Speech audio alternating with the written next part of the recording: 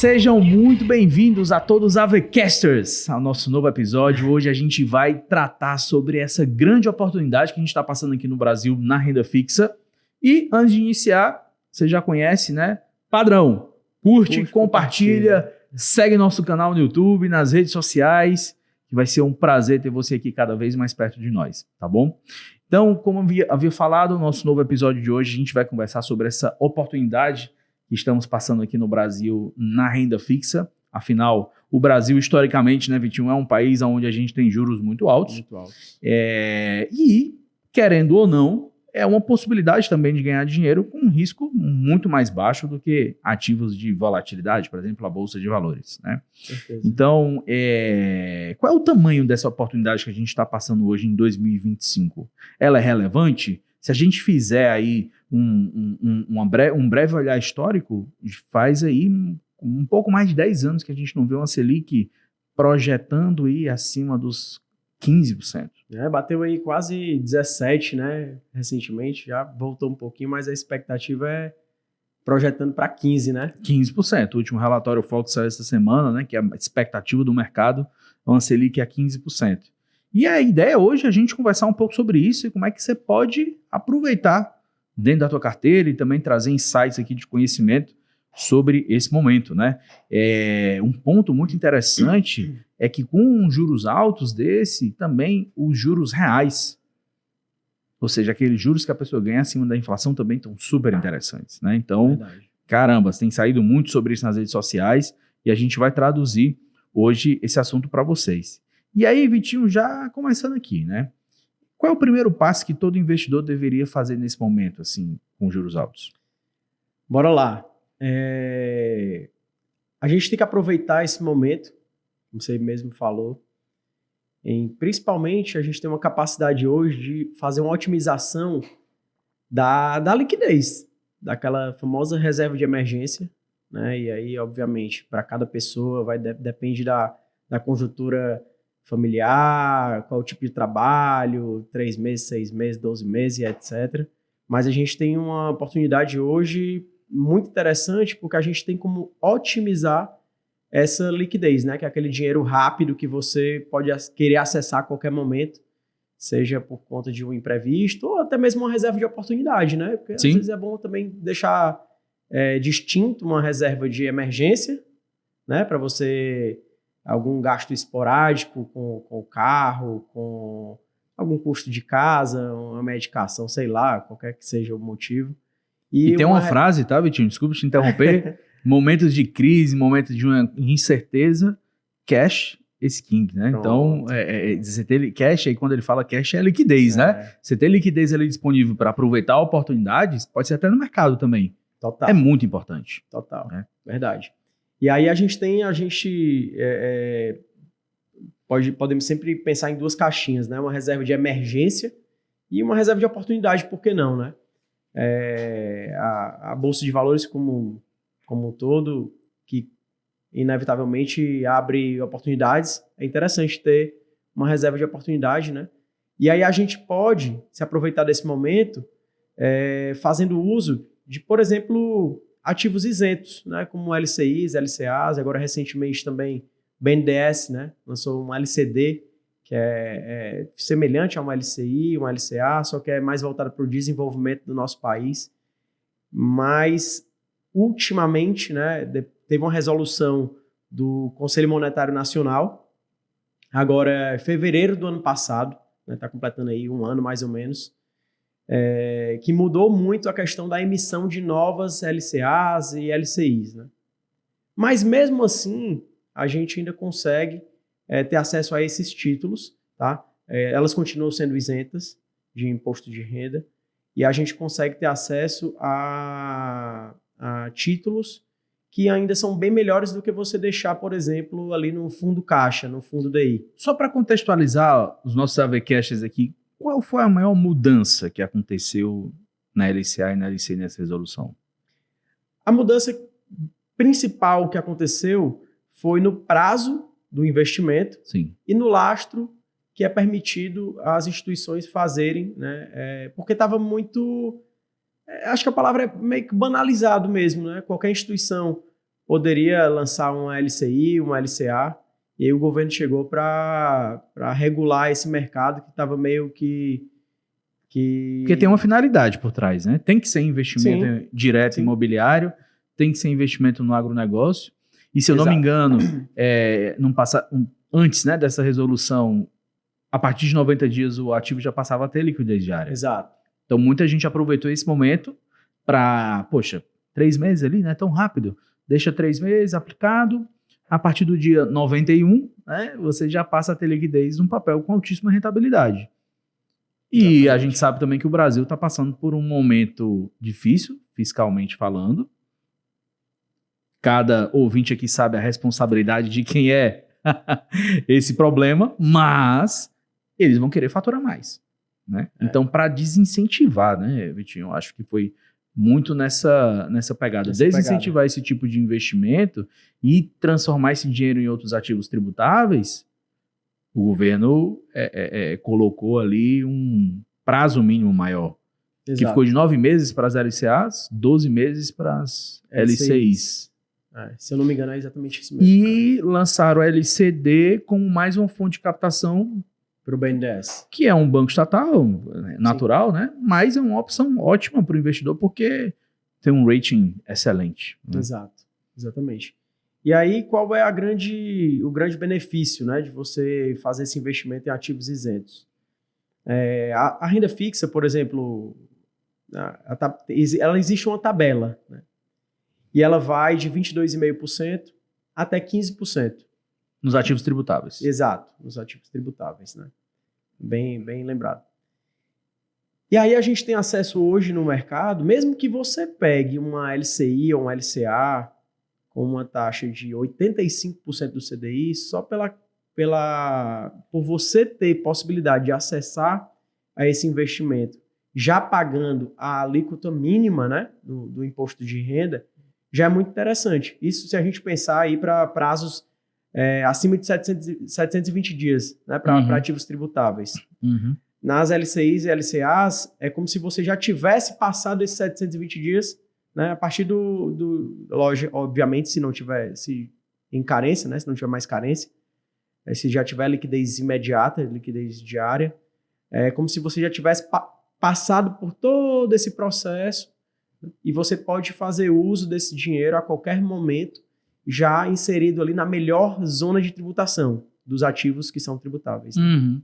Então, é uma alternativa muito boa para você fazer essa otimização do caixa, né? Como é que o investidor compara, por exemplo, que eu recebo muito essas dúvidas, imagino que você também, né?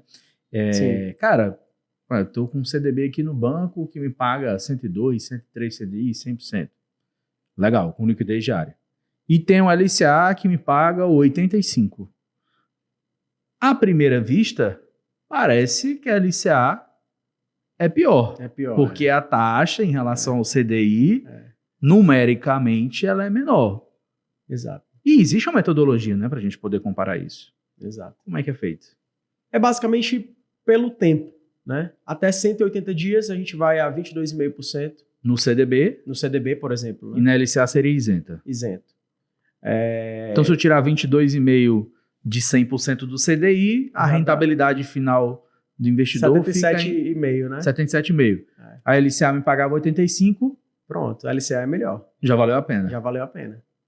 Já valeu a pena. E aí a outra janela, você passou de 181 a 360 dias, esse imposto ele cai para 20%. Uhum. De 361 a 720, 17,5%. E acima de 720 dias, a gente vai para a alíquota mínima, que é 15%. Que no caso de um CDB 100% do CDI, ficaria elas por elas, vamos dizer. Mas eu esperei 2 anos. Exatamente. Esse aqui foi no próximo dia útil. Peguei hoje, precisei amanhã, já estou ali como se eu já tivesse passado, cumprido por aquele prazo, né, de 2 anos e já faço benefício, uso dessa tributação mais eficiente, né, melhor. E tem uma forma que o investidor pode acessar esse tipo de ativo, que é o mercado secundário das corretoras, né? Porque, querendo ou não, eles têm isso em estoque e os clientes... Vamos lá, eu tenho aqui um LCI, eu vou resgatar, a corretora recomprou aquele papel. Sim. Vai vender para uma outra pessoa. Então, é a oportunidade da outra pessoa pegar esse ativo que já não tinha mais carência. Exato. Então, para deixar claro aqui para os nossos AVCasters, né? É justamente isso.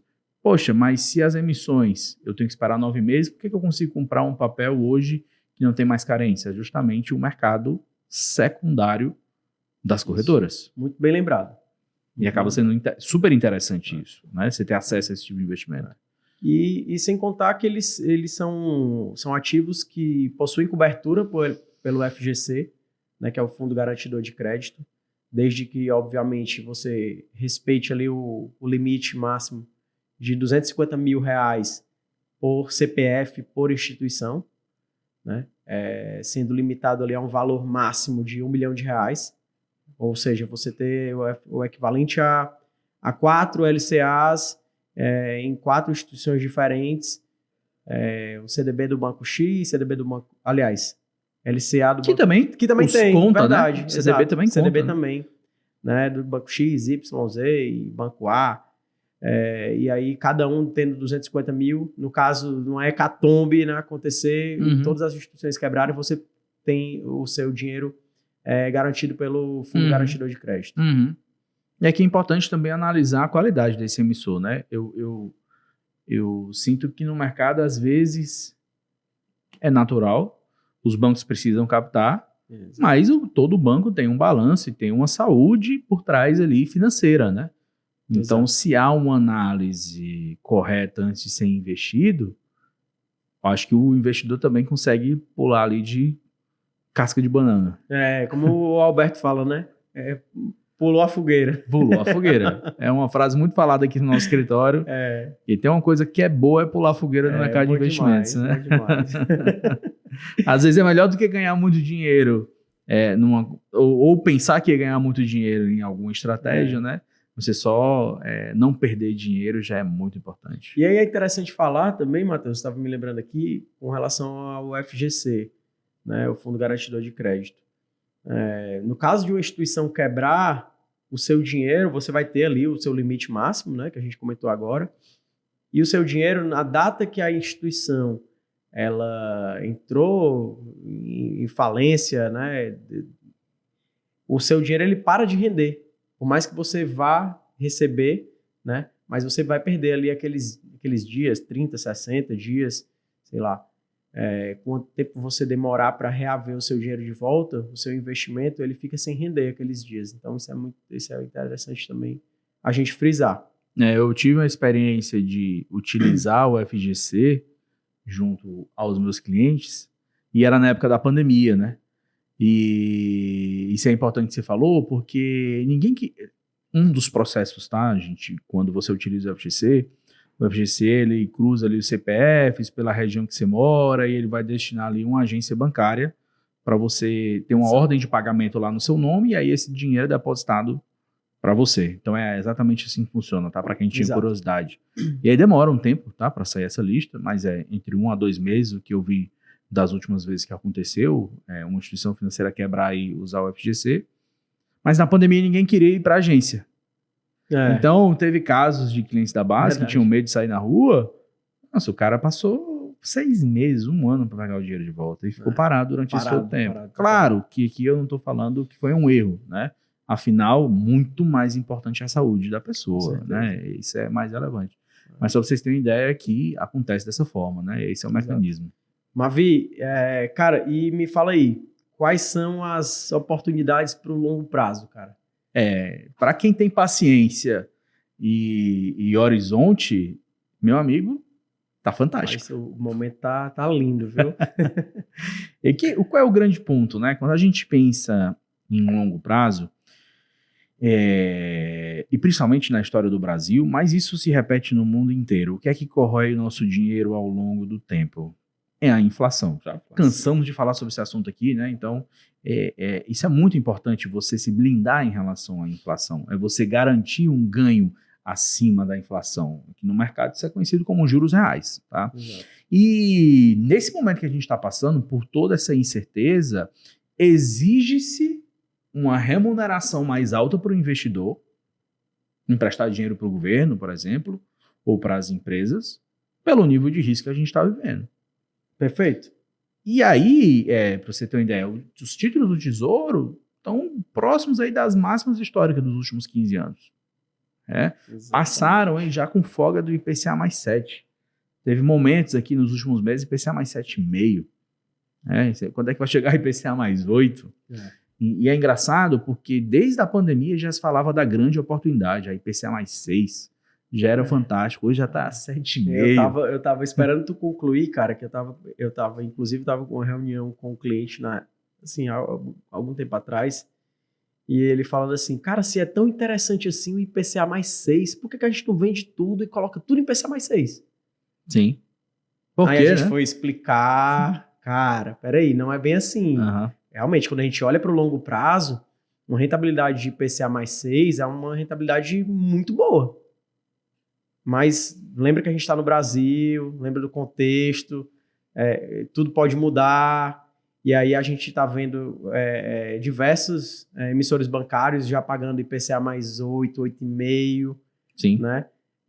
E aí existe um pontozinho que se chama também a marcação a mercado, né? Marcação na curva, marcação ao mercado, que a gente também já comentou sobre isso aqui. O investidor ele tem que ter a caixinha certa para o dinheiro. Exato. Por isso que se chama carteira de investimentos. Né? E não só um ativo. Pronto. E aí existe um espaço que eu acredito, principalmente para as pessoas que têm mais longo prazo, pensam em aposentadoria, precisa ter um espaço bem generoso, inclusive dentro da carteira, em ativos que rendam acima da inflação. Concordo. Mas nem tudo pode estar lá. Exemplo, eu vou colocar a reserva de liquidez num ativo que vai vencer em 2050? Não tem como, cara. Ah, Matheus, mas você investiria em 2050? Para mim, mais 25 anos pela frente de trabalho é natural. Eu acho que eu vou trabalhar até mais, inclusive. Né? Então, tranquilo. Eu acho tranquilo investir no ativo. Uma parte da carteira. Uma parte da carteira. Exato, não tudo. Né? Por quê? Porque eu também preciso de uma liquidez a curto prazo. Então, faz sentido ter esse tipo de investimento a depender do seu horizonte. Mas tangibilizando isso para o investidor, né? Eu quero só tocar num assunto que você falou de marcação a mercado. Outro ponto também. Poxa, e se o cara tivesse colocado tudo a IPCA mais 6, como é que ele estaria hoje? Extremamente chateado. Ele fez um investimento ruim? Não. Ele só está olhando no horizonte de tempo errado. Exato. Título público, né? Tesouro direto, é marcado a mercado. É extremamente volátil. Muito volátil. Muito volátil. É uma parte da sua carteira que você tem que comprar e deixar lá no cantinho dela. Inclusive, abrindo um parênteses aqui, eu estava me lembrando, cara, eu estava vendo um estudo falando sobre aquele tesouro Renda Mais 2065. Sim. Ou seja, 40 anos. Sim. Daqui a 40 anos. A volatilidade daquele título é ser muito semelhante, se não for maior do que uma determinada ação. Nos últimos 12 meses, foi o dobro do Ibovespa. Pronto. Ele chegou a bater uma rentabilidade negativa de, sei lá... Foi mais de 50%. Eu ia dizer uns 47% negativo e oscilou para 230 e tanto positivo. É isso aí. Então, cara, e aí, de novo, o cara tá aqui. Não, mas eu tô aqui na renda fixa. Sim. E tal, tô aqui no Renda Mais. Beleza. Então, olha realmente daqui a longo prazo. 40 anos, né? Porque vai ter volatilidade. Quanto mais longo o ativo na curva de juros, né, onde ele se posiciona, maior é a volatilidade. É porque no final do dia, para o investidor pessoa física, tá, gente? Que eu não estou entrando no mundo institucional de fundos, né? Mas no final do dia, você não está comprando taxa. Você está comprando um PU. Exato. É um preço unitário que está negociado naquele dia e é inversamente proporcional à taxa. Então, quando a taxa está mais alta, o PU cai. E a sensibilidade dessa queda ela é maior em relação ao prazo. Quanto mais prazo eu tenho, maior vai ser a variação. O inverso também pode acontecer. A taxa cair e o PU ir lá para cima. Sim. E aí, quanto mais longo, maior vai ser esse movimento. Então, existe, inclusive, fundos fazem isso, né? Tentam fazer para ganhar dinheiro, que ultimamente, nos últimos anos, está muito difícil, né? Mas fundos multimercados, por exemplo, eles operam essa curva de juros para ganhar dinheiro nesses movimentos. Exato. Então, isso depende também muito da macroeconomia, né? Não não é uma coisa muito simples de entender, né? Afinal, as coisas elas são incertas, são tudo projeções, né? E aí, voltando para o assunto de tangibilizar, eu estava falando do ativo 2050, né? Fui fazer uma conta hoje. Abri a plataforma no dia que a gente está gravando, a NTN-B principal, aí eu vou traduzir. O que é esse NTN-B principal? É o título do Tesouro Direto, que rende acima da inflação, mas ele não paga juros semestrais, porque existe também uma classe que paga juros a cada 6 meses. Esse não. Você vai receber o dinheiro lá no vencimento acumulado com juros. Perfeito. Mas tem que aguardar o teu vencimento? Não, esse ativo tem negociação diária no mercado, né? Mas, poxa, se o propósito aqui, nesse caso aqui, vamos dizer assim, é o dinheiro para minha aposentadoria. Beleza, deixa lá até 2050. Dependendo da janela, um parêntese, desculpa te interromper, dependendo da janela, você pode sair com um ágil, ou seja, Sim. Você ter aquela rentabilidade bem maior do que você contratou, ou um deságio também, né? Que muita gente, por falta de informação, entra num título desse achando que é impossível. Não, é renda fixa, é impossível, não vou ter prejuízo. Sim. E de repente, no meio do caminho, você precisa, não tinha uma reserva ali para liquidar e tudo. Sim. E você vendeu, de repente, no pior momento das últimas décadas, Total. um título como esse, cara, que, tipo... Entendeu? Não faria sentido. Não faz sentido. Não faria sentido. E aí, imaginando o caso, que eu vou segurar até o vencimento. Sim. Eu fui fazer uma conta. Rapaz, estou com 100 mil reais aqui. E aplico essa taxa. A taxa hoje estava pagando IPCA mais 7,38 ao ano. Ou seja, é 7,38% ao ano de juros reais. De ganho acima da inflação. Olha quanto é que seria a rentabilidade tirando a inflação. Afinal, a gente não sabe quanto é que vai ser. Existe uma média histórica no Brasil que é próximo de 6%. Na média, tiveram anos que foram abaixo de 2%, tiveram anos que foi 12%. Isso num mercado dos anos 2000 para cá, muito recente. Tá? Um passado mais longo, né, a gente já teve muitos problemas de superinflação aqui no Brasil. Mas vamos pensar nesse momento de mais estabilidade econômica. Então, eu tiro a inflação aqui da conta, eu penso, se eu corrigir só 100 mil reais, com esse juro de 7,3% ao ano acima da inflação, esse dinheiro vai ter virado R$ 623.800. Matheus, é muito, é pouco. É somente 523% de ganho acima da inflação. Porque, numericamente, esse dinheiro ele vai ser muito maior lá na frente. E porque provavelmente a gente vai ter bastante inflação daqui para lá, né? Então vai passar de milhões de reais, com toda certeza. Mas isso é só, ou seja, o meu dinheiro ele vai quintuplicar 5 vezes em relação à inflação, por eu ter investido nesse momento agora. E aí, é uma oportunidade grande ou não é? É uma oportunidade única. É espetacular, viu? É espetacular. Então, voltando, né? É muito interessante esse tipo de título para quem pensa em aposentadoria. Sim. Quem pensa no longo prazo. Tá? Por quê? Porque tem bastante volatilidade. Vou além. Se o título do Tesouro, que é o ativo, em teoria, mais livre de risco no Brasil, e aí quando eu falo risco de crédito, né? Porque, afinal, o governo ele tem o poder da máquina do dinheiro. Faltou dinheiro, imprimiu a maquininha. Que hoje... um corte aqui aos dois. Faltou dinheiro. Só apertar o botão, muito fácil. Aperta o botão, né? Os bancos não têm isso e as empresas não têm. Então, naturalmente, quanto mais eu subo para outras classes da economia, mais arriscado vai ser, porque afinal o risco de crédito vai ser daquela companhia. Então, no mercado de crédito privado, a gente tem grande parte hoje são ativos que pagam inflação mais uma taxa. E se você olhar, colocar uma lupa para o nicho de ativos incentivados, eles vão estar pagando essa taxa ou taxas mais altas sem imposto de renda. Exato. Olha que interessante. E a gente está falando de empresas, vou dar um nome aqui, não é uma recomendação de investimento. Vale, a Vale tem debêntures aí, incentivadas, pagando taxas altíssimas, sem pagar R$1 de imposto da empresa que já está funcionando aqui no Brasil há muitos e muitos anos. Décadas e décadas. Com uma margem de segurança bacana. Você tem um pouquinho ali, né, na carteira, pode fazer muito sentido e vai otimizar mais ainda esse ganho. Tem características parecidas com o título público, ou seja, essa volatilidade, mas normalmente não são papéis tão longos aqui no Brasil.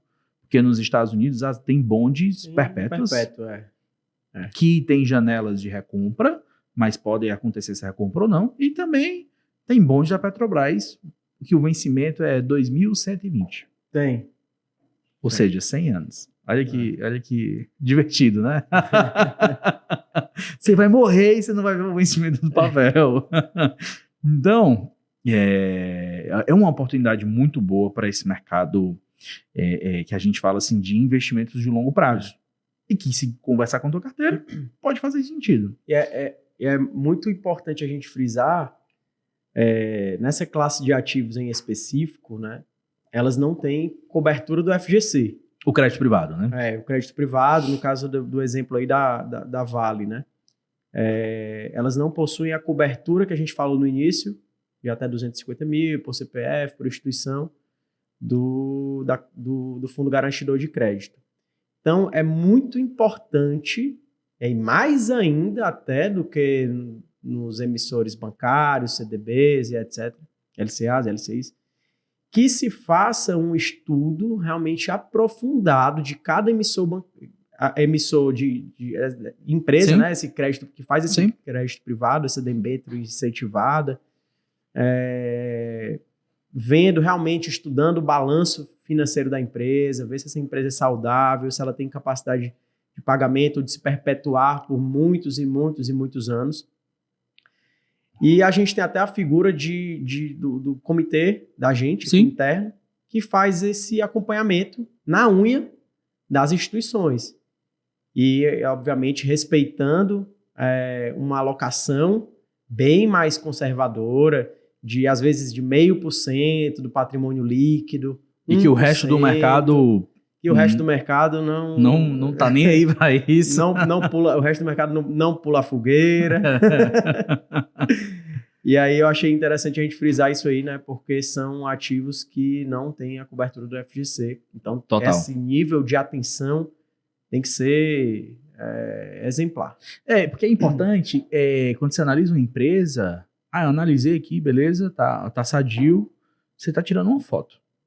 Tem que ter o acompanhamento, né? Mas é um filme. A cada 3 meses tem um balanço que é divulgado e que as coisas podem mudar. E vem aí uma tarifa do Trump em cima da exportação do minério, que não sei o quê. Rapaz, vai mexer completamente no resultado da companhia, ainda mais uma empresa de commodity. Então, as coisas mudam e isso é extremamente dinâmico.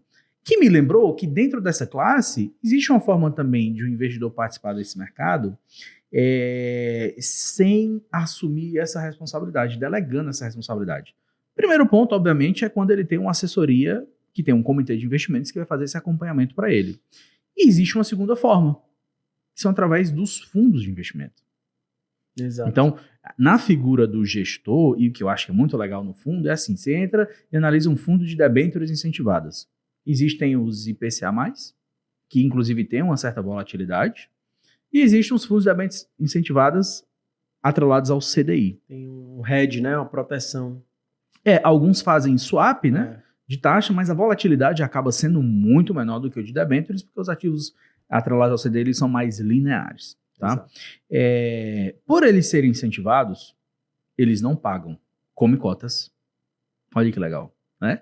Então pagam imposto de renda. Então é juro sobre juro sobre juro sobre juro rendendo ali para você. Fantástico. Tem uma otimização tributária muito boa. Muito. Além disso, dentro de um fundo, e tem vários aqui na plataforma, né? Dentro de todas as corretoras, há uma diversificação muito grande de emissores. Que isso diminui muito o seu risco. Vou dar um exemplo. Você tem ali R$1 milhão, né? Aí você vai diversificar ali no crédito privado R$10 mil, R$100 mil.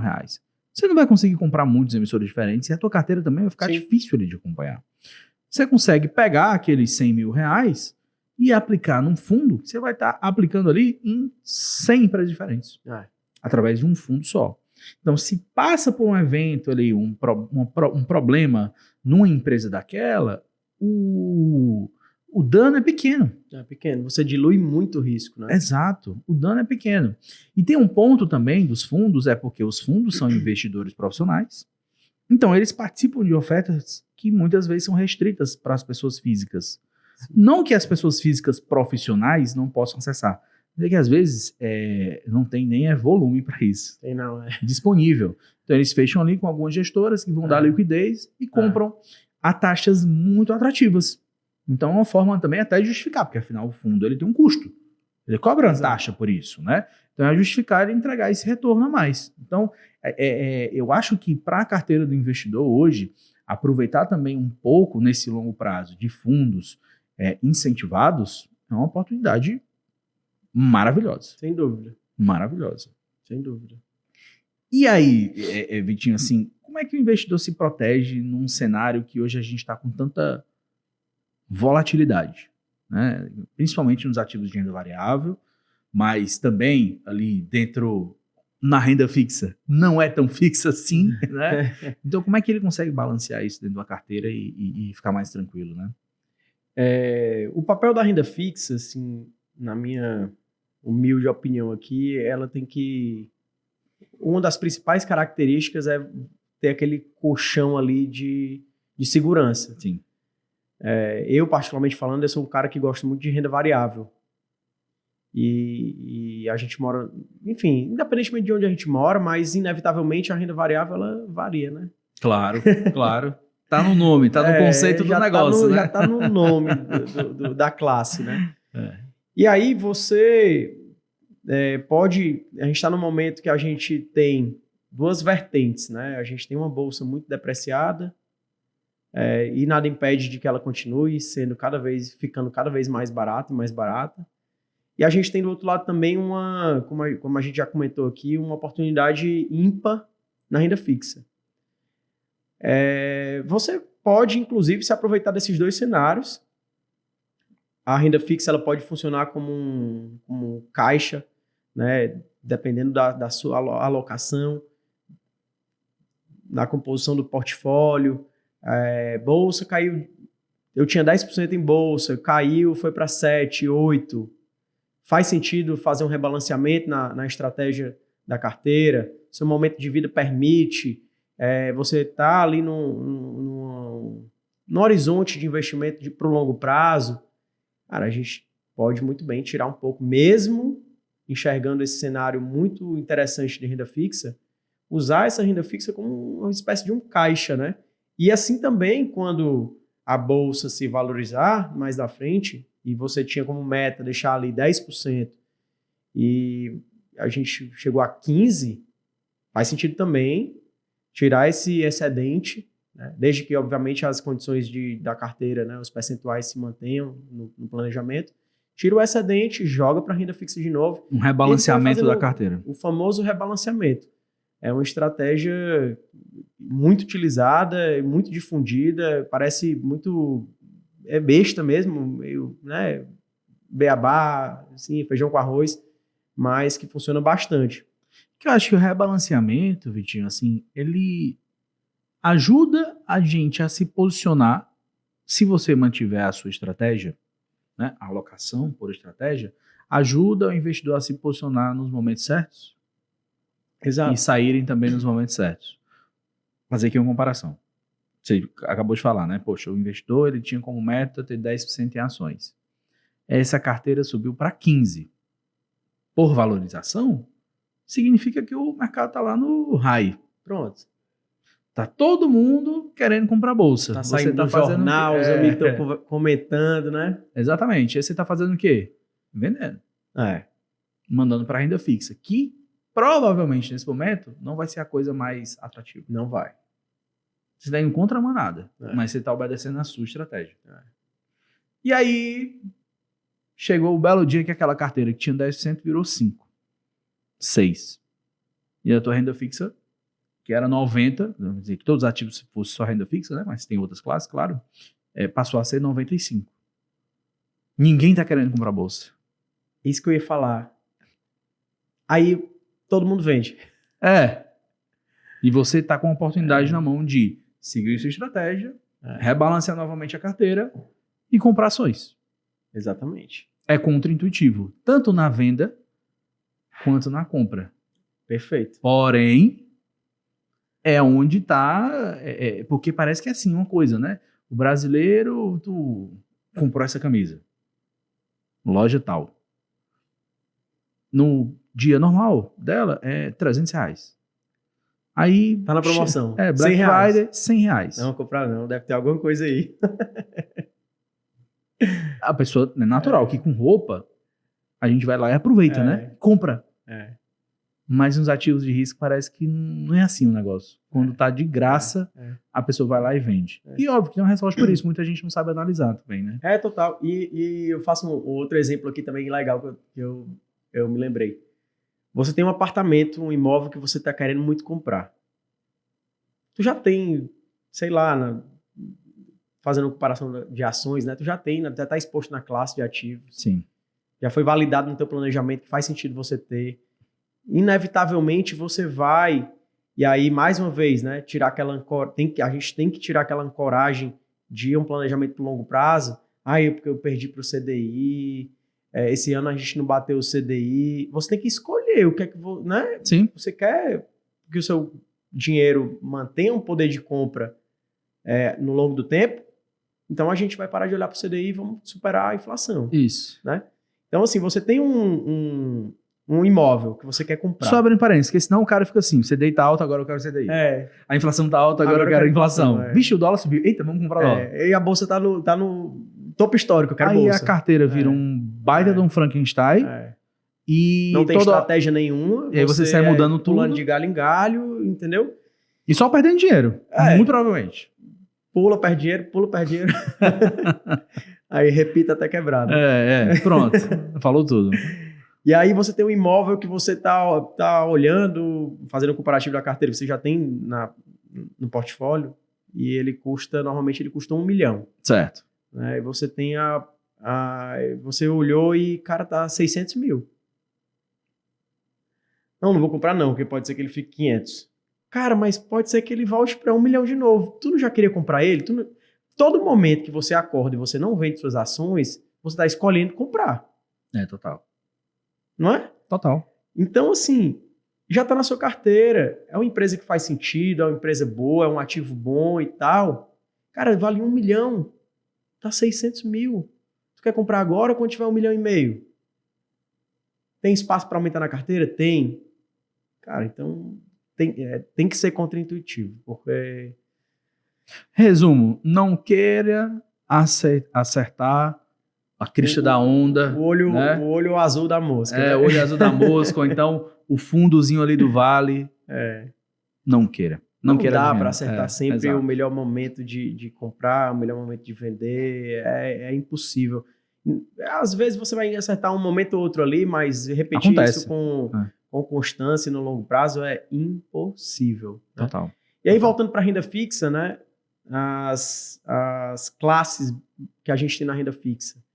A gente pode alocar em renda fixa pós-fixada, né? Que é aquela que está ali atrelada à nossa taxa básica de juros, né? CDI mais alguma coisa, ou então alguns por cento do CDI, 100 e poucos por cento do CDI. No caso das LCAs, né? 80%, 90% do CDI, etc. A gente tem uma renda fixa, e aí volto, a renda fixa pós-fixada, a gente, pelo menos eu, não sei se o Matheus deve concordar comigo, mas acho mais interessante deixar ali para um caixa, um investimento mais curto ali. Dia de curto prazo, é isso aí. De curto prazo. Pré-fixado, é interessante ter um pouco da carteira também, mas aí a gente tem que ter muita atenção à classe de ativos pré-fixada, né? E aí você imagina, quem estava na Argentina, que encontrou uma taxa de 25% pré-fixado e pré-fixou. O dinheiro todo? Rapaz. Virou pó. A inflação batendo aí 100%. E você travado ali com 25%. Total. Então, pré-fixado a gente tem uma concepção de um investimento ali 2 anos no máximo, né, por conta do risco que a gente tem no nosso país. E tem que ter uma boa margem de segurança. Você tem que olhar o histórico do Brasil, saber que as coisas são cíclicas e que não dá, por mais que atrativo que seja, isso aconteceu muito, tá? A Selic bateu 2 e aí o pessoal saiu prefixando a 6, a 7, a 8. Se você fazia a comparação, uau, era 400% de CDI no mês. Fantástico, tá? Agora, em algum momento, alguma coisa ia acontecer e fazer com que o juro subisse. Teria problema ter comprado aquele papel? Não. Durante um tempo, funcionou muito bem para a carteira. O grande ponto, o segredo aqui é a dosagem. Né? Você não pode também adicionar muito. Né? Tudo que é demais, tudo que é em excesso faz mal. Faz mal. Faz mal, é verdade. Cara. E aí a gente tem uma outra classe dentro da renda fixa que é a indexada ou atrelada à inflação, né? Que é o nosso IPCA.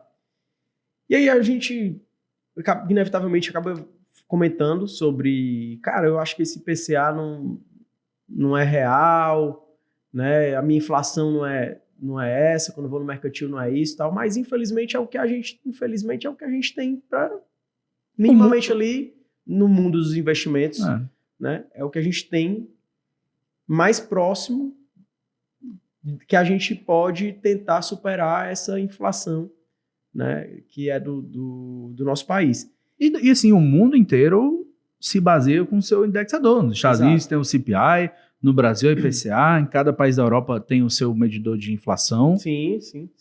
Tem que tomar como base. Né? Alguma coisa a gente tem que tomar como base. E aí, inevitavelmente, a gente se depara com alguns clientes, amigos também, conversando, trocando ideia, e, cara, mas esse IPCA do IBGE e tal. E aí aproveito para até deixar aqui claro, existe também índices que são calculados por instituições privadas. Né? No caso da FGV, que ela faz o IGP, que é um índice semelhante ao IPCA, que, por incrível que pareça, no último mês, deu até abaixo do IPCA. Do que o IPCA. E aí, você confia no IPCA ou não confia? Tem instituição privada dando índice como abaixo do IPCA. Entendeu? Então, que assim, no final da história é uma cesta de produtos, ativos que é calculado mensalmente. E aí o ponto é, cada pessoa tem a sua inflação. Perfeito. E cada momento da sua vida, porque também não é uma coisa estática, né? A cada momento da sua vida, a depender do que certa coisa você vai consumir, vai mudando também. Quando o cara era solteiro, morava com os pais, a inflação do cara era, sei lá, a gasolina do carro, vamos dizer. Casou, é o aluguel, é a energia, é a água.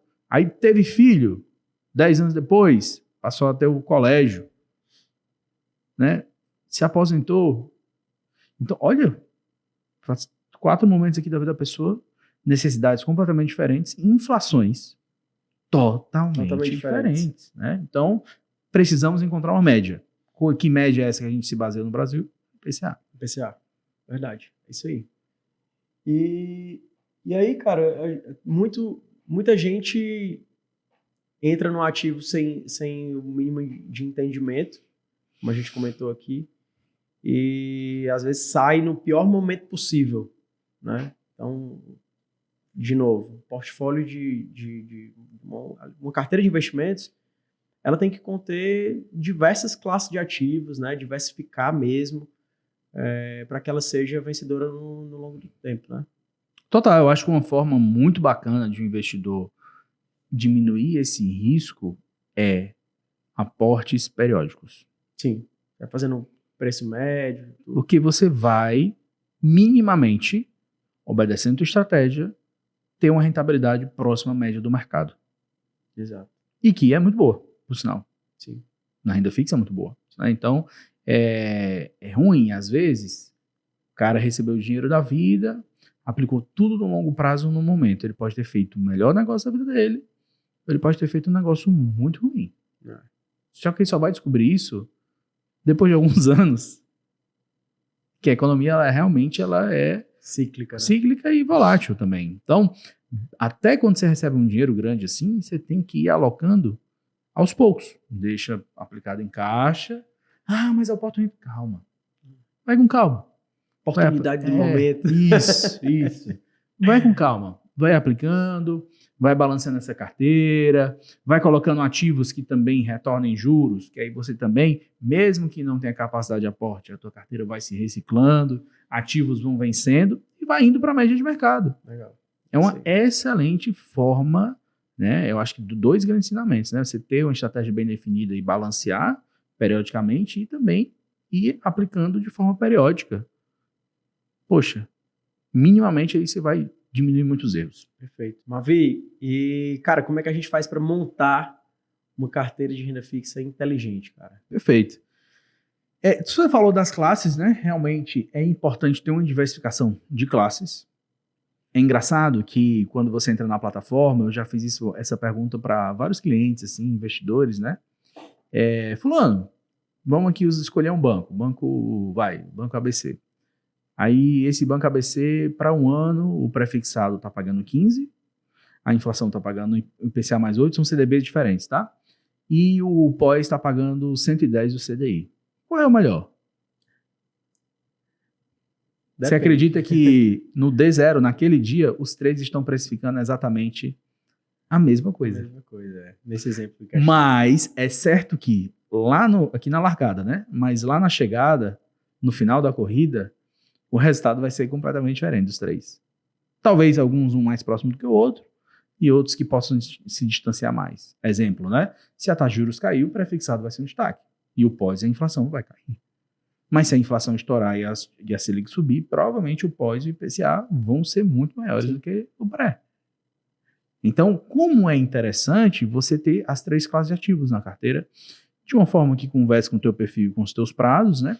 Mas é uma forma inteligente de você se blindar dos movimentos e não cair nas pegadinhas do mercado, né? Então, assim, realmente é esse equilíbrio do risco-retorno na renda fixa, né? A outra forma é você equalizar bem os prazos, ter cuidado com prazos. Vai fazer prazo longo? É para uma parte de carteira que conversa com longo prazo. E aquilo que você sabe que não pode ser para longo prazo, não caia na tentação de, oportunidade. Não faça isso. Você pode se machucar. É verdade. Você pode se machucar. E digo mais, é o santo grau dos investimentos. Sempre tenha liquidez. Sempre tenha caixa. Por quê? Mesmo que seja um percentual, sei lá, 10% da carteira. Porque as coisas mudam. Amanhã você pode precisar do dinheiro e por coincidência, parece que isso sempre acontece quando as coisas estão ruins. Tem uma lei aí, né? A lei de Murphy, né? Exato. Então, sempre tenha liquidez. Não abra mão da sua liquidez. Saiba dimensionar bem sua liquidez. Se você não souber, conte com um assessor para te ajudar. Porque realmente as coisas vão mudando, a vida é muito rápido, os projetos mudam, as necessidades mudam, então essa liquidez ela vai ser ali uma forma muito boa de você se blindar de fazer um mau negócio resgatando uma coisa que não era para resgatar. Tá? Exatamente. E um outro ponto, eu comentei, por exemplo, sobre a NTNB, né? O Tesouro Direto IPCA que não paga juros. Mas no crédito privado, grande maioria deles pagam juros semestrais, tem alguns que pagam até mensais, outros anuais, amortizações, ativos que pagam dividendos. Então tem um fluxo de entrada na carteira. Quando eu compro um papel aonde o meu ganho é lá no vencimento, os juros mais o ganho, beleza, eu não tenho muita mão de obra ali. Mas quando eu compro um papel que está nesse outro lado, onde tem um fluxo, para eu ter o efeito dos juros compostos, é importante que eu reaplique. Exato. Se eu não reinvestir, se eu gastar, pode fazer sentido? Pode. Dependendo do momento de vida e tudo. Já cheguei na hora de usufruir. Ótimo. Melhor ainda. Pingou o cupom, gastou. Exato. É isso aí. Mas, se não é o seu momento, reinvista. Eu tenho que reinvestir no mesmo ativo? Não. Rebalanceamento de carteira. Pegou aquele dinheiro, vê o que está deficitário dentro da tua estratégia e aporta dentro do momento macroeconômico ali que estiver interessante para você. Então, esse reinvestimento, ele é uma parte fundamental do sucesso aí de uma carteira de investimentos, né? Então, sem dúvida. Isso aí é muito importante, tá? E por último, que a gente começou falando disso, mas eu gostaria de reforçar, na pessoa física, aproveite os benefícios fiscais. Aproveite. O Brasil é um país onde tem vários benefícios fiscais. Afinal, a gente já paga muito imposto em outras coisas, né? Então, ainda pagar mais ainda sobre seus investimentos, cara, tá na Previdência, renda fixa, otimiza a tua tabela de imposto. Tá lá na renda fixa de curto prazo, pô, tô pagando um fundo 22,5 aqui, se eu resgatar, vai para uma liquidez isenta. Tô aqui num título público, cara, que tal diversificar uma parte aqui em crédito privado isento, que faça sentido para minha carteira. Então, aproveitar dentro de cada categoria os ativos isentos ou que pagam menos imposto, porque isso vai fazer diferença no teu bolso. Com certeza. Eu escuto muito, Vitinho, assim, o cara investiu para 5 anos um valor relevante, aí chegou o dia do resgate.